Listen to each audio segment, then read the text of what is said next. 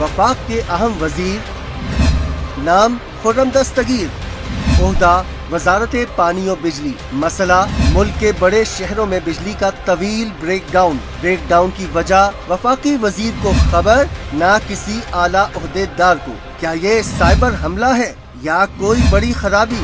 जरा सुन लीजिए खुर्रम दस्तगीर क्या कह रहे हैं।